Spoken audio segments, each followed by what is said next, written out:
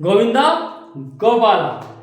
Hello my dear friends, आप लोगों को बहुत बहुत स्वागत है बालाजी इंडियन कोडर्स में। और जैसा कि हम बिल्कुल लास्ट में पढ़ाई कर रहे हैं सी लैंग्वेज का, तो अब हम कल थोड़ी थोड़ी छोटी छोटी चीज़ें बता रहा हूँ, जिससे मतलब आपको ये पता रहे कि ये चीज़ क्या होती है। तो जैसे मैंने आपको बताया था ना कि शुरू में स्टार्टिंग टाइम में बताया था हेडर फाइल्स। तो हेडर फाइल्स जैसे हम इंक्लूड करवा देते हैं और उसके जितने उसके अंदर जो भी फंक्शंस लिखे होते हैं उनको हम यूज में ले लेते हैं। तो गाइस आज मैं आपको बताऊंगा कुछ तो लाइब्रेरी के हेडर फाइल्स होते हैं और कुछ जो हैं तो हम खुद भी बना सकते हैं, अपने कस्टम लाइब्रेरी होते हैं। तो आपको कस्टम लाइब्रेरीज बनाने के लिए क्या करना है कि गाइस आपको क्या देखना है। सबसे पहला हम हेडिंग देते हैं, वन सेकेंड,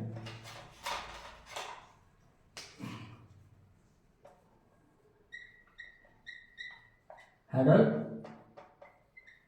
फाइल्स। तो हम आज क्या बनेंगे, हेडर फाइल बनाएंगे। हेडर फाइल ये ठीक रहेगा, हेडर फाइल ठीक है ना। तो हेडर फाइल है क्या? हेडर फाइल मतलब जो हम ऊपर सबसे ऊपर लिख देते हैं, इंक्लूड करवाते हैं। जिस टाइम पे हम इंक्लूड करवाते हैं मतलब मेन से बाहर हम हेडर फाइल लिखते हैं, जहाँ पे हम हेडर सेक्शन होता है हमारा, जिसमें हम लिखते हैं डॉट एच करके कोई भी फाइल लिखते हैं वो हेडर फाइल कहलाता है, जिसमें हम डॉट एच करके लिखते हैं। इसमें चाहे जो भी लिखें इधर, पर डॉट एच अगर लिखा है हमने तो वो क्या है, हेडर फाइल है। इसका एक्सटेंशन ही है डॉट एच। तो जैसे आपने लिखा है, पहले लिखा है, कई बार लिखा है आपने प्री प्रोसेसर इंक्लूड, फिर लिखा आपने stdio डॉट एच। तो ये क्या है, स्टैंडर्ड इनपुट हेडर फाइल इसको कहते हैं। स्टैंडर्ड std इनपुट आई ओ आउटपुट और हेडर डॉट एच हेडर। इसका मतलब क्या होगा कि आपका ये हेडर फाइल है studio डॉट एच। जैसे आप लिखते हैं इंक्लूड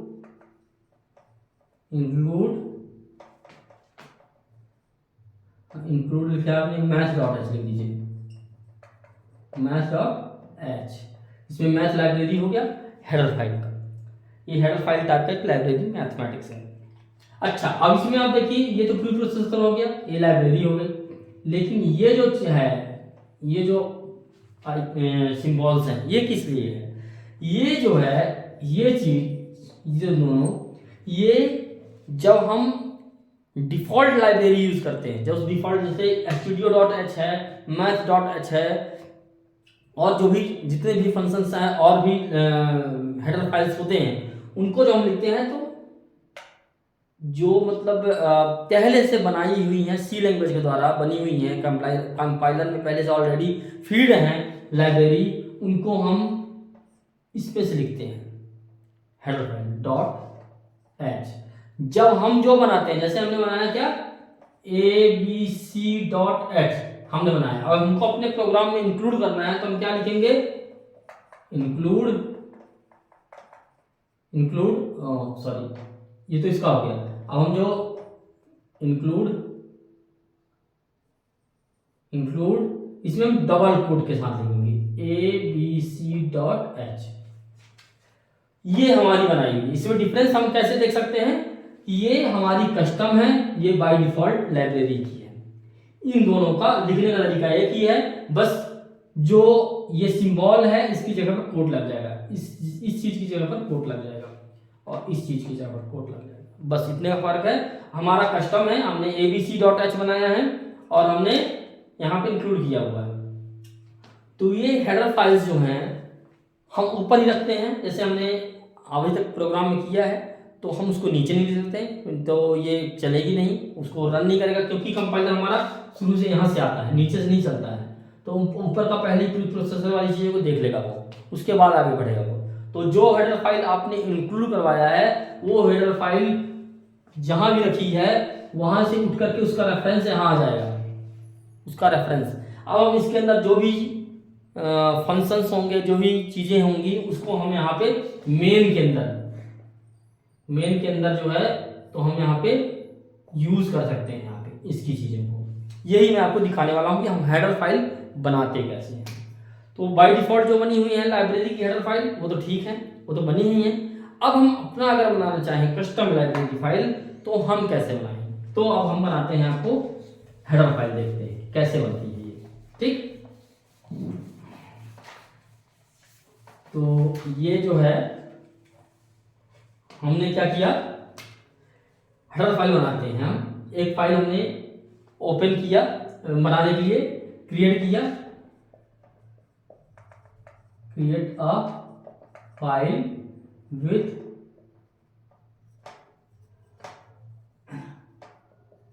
.h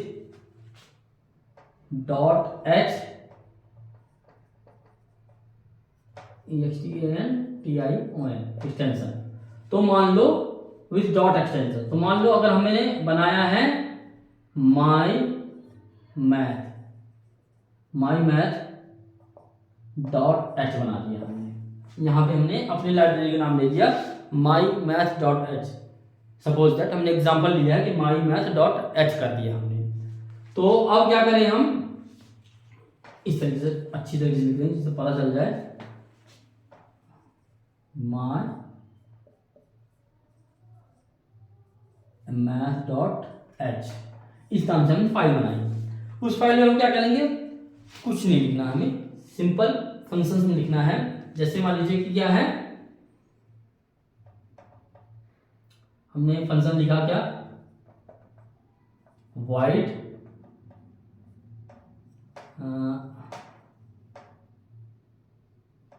पहले तो हम इसको पहले हम एक सिंटेक्स के नाम से देखते हैं। तो हमने जैसे पहले एग्जांपल बताया था abc डॉट एच, हम इसके अंदर क्या लिखते हैं, जो भी रिटर्न करना है, void रिटर्न करना है या इंट या जो भी रिटर्न करना है वो यहाँ से हम लिख देंगे void। रिटर्न टाइप में हमने लिख दिया टेस्ट 1 मैथ फंक्शन, यहाँ पे लिख दिया हमने प्रिंटर टेस्ट 1, ये लिख दिया हमने। फिर दूसरा एक मेथड और लिख दिया void, इसमें हम void नहीं करते, इसमें रिटर्न कर देते हैं हम स्ट्रिंग, नहीं हम इंटीजर रिटर्न कर देते हैं। यहाँ पे इंटीजर में लिख दिया हमने टेस्ट 2 और हमने लिख दिया रिटर्न 10+2। ठीक है, अब ये इसमें 10+2 रिटर्न कर देगा। ये हेडर फाइल बनाया और abc.h के नाम से सेव कर दिया। ठीक है, अब हम क्या करें, इसको अब हम प्रोग्राम बनाते हैं। तो इसका हम प्रोग्राम बनाते हैं तो क्या करेंगे, अच्छा इसमें क्या है, हमने प्रिंटफ यूज किया है। तो प्रिंटफ यूज किया है तो दैट मींस इस हेडर फाइल में इनपुट आउटपुट वाली लाइब्रेरी को यूज करना पड़ेगा। तो हम यहाँ पे लिखेंगे हैश इंक्लूड stdio.h, ये लिखेंगे हम इसमें। ठीक है, अब ये क्योंकि नहीं तो ये फंक्शन चलेगा नहीं, प्रिंटफ चलेगा नहीं, क्योंकि ये प्रिंटफ जो है तो stdio लिखा है, stdio लाइब्रेरी के अंदर लिखी हुई है हेडर फाइल के अंदर। अब हम इसको यूज करते हैं तो कैसे लिखेंगे program, hash include studio.h hash include abc.h ये लिख देंगे। फिर हमने लिख दिया मेन लिख दिया।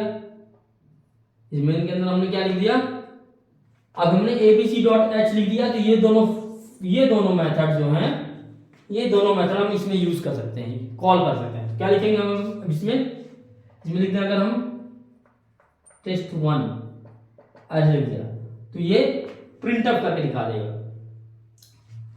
ना, जितनी बार हम करेंगे उतनी बार कर देगा। फिर हमने यहाँ पे लिखा test2, तो हमें इसके लिए एक वेरिएबल लेना पड़ेगा। तो integer int sum equals to test2, तो यहाँ पे 12 आ जाएगा। अब हम प्रिंटफ कर दें, printf percent sum result percent D sum, ये आ जाएगा। इस तरीके से ये आपका एक मेथड बन जाएगा। आपने मतलब देखिए आपका ये हेडर फाइल है, ये आपका हेडर हो गया, हेडर फाइल, और ये हो गया आपका प्रोग्राम। इसमें आपने इस हेडर फाइल को, इस वाले हेडर फाइल को, एबीसी को यहाँ पे आपने इंक्लूड कर दिया है। सिंपल है, ज़्यादा वो नहीं है। ये हम क्यों बनाते हैं, इसका हम बनाने का यूज हमारा क्या है, ये मॉड्यूलर प्रोग्रामिंग में यूज होता है। हमें छोटे छोटे प्रोग्राम बना के हेडर फाइल हम तैयार कर लेते हैं और उसको हम यूज करते रहते हैं, यूज करने के लिए, रीयूजबिलिटी बढ़ाने के लिए। तो इसमें हमारा क्या है, ये हेडर फाइल से बन गया। अभी एक रियल एग्जांपल लेके चलते हैं, रियल टाइम में एग्जांपल क्या होता है, जिससे आपको ये समझ में आया कि हम यूज कैसे करेंगे इसको बाद में। तो जिसको मैं आपको प्रैक्टिकल करके भी दिखाऊंगा। तो ये आपका क्या है, मैंने एक फाइल बनाया .h करके, mymath.h के नाम से हमने फाइल बनाई, सेव कर दिया, ठीक है ना। अब इसमें मैं क्या लिख रहा हूं, हैज इंक्लूड studio.h, ठीक है। अब इसमें हमें इसमें मेन नहीं लिखना, सबसे छोटी चीज है, मेन इसमें नहीं लिखना है। अब हम क्या करें, वाइड ऐड बना दिया, इंट ए बी, 2 पैरामीटर हमने डाल दिया। अब यहाँ पे हम इसको डिफाइन कर देते हैं, प्रिंटफ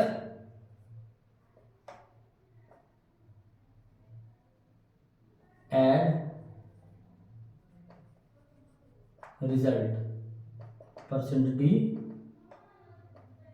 और इसमें हमने ऐड लिख दिया,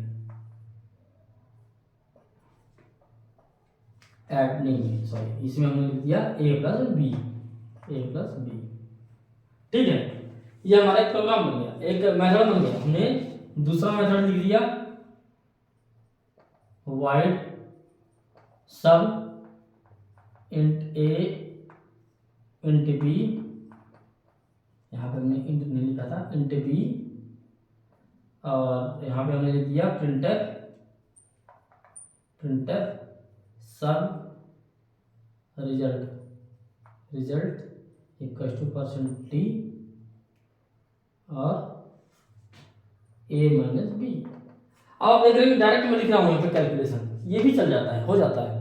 अगर हम यहाँ पे रिटर्न करवाना चाहते हैं वाइड यहाँ पर, तो रिटर्न भी हो जाएगा। यहाँ पे हम एक वेरिएबल लेकर के इसको रिटर्न करवा देंगे, या फिर हम ऐसे भी लिख सकते हैं,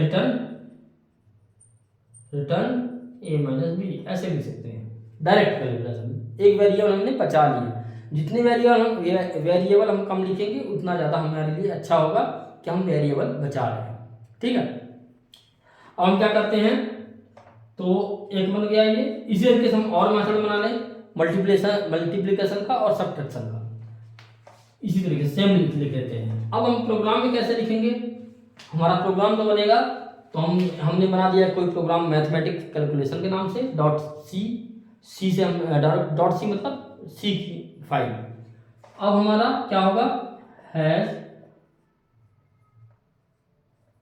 इंक्लूड studio.h। अच्छा, हम इसमें studio.h नहीं भी लिखेंगे क्योंकि इसके अंदर हम प्रिंट फंक्शनैलिटी नहीं लिखेंगे, तो हम studio.h नहीं भी लिखें तो चल जाएगा काम। दूसरा include my math dot H, ये हो गया। अब हम इसमें मेन लिख दिया हमने, इसमें अपने ऐड का लिख दिया हमने, ऐड 10 20, ऐड 40 90, ऐड 101 120 सब 11 5 सब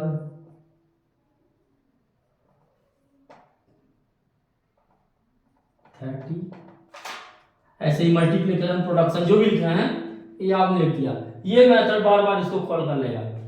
जितनी बार लिखा है ये ऐड 1 2 3 बार लिखा है तो ये तीनों जो हैं तो एक को टारगेट करेगा इसको, और ये दोनों जो हैं तो सब को टारगेट करेगा।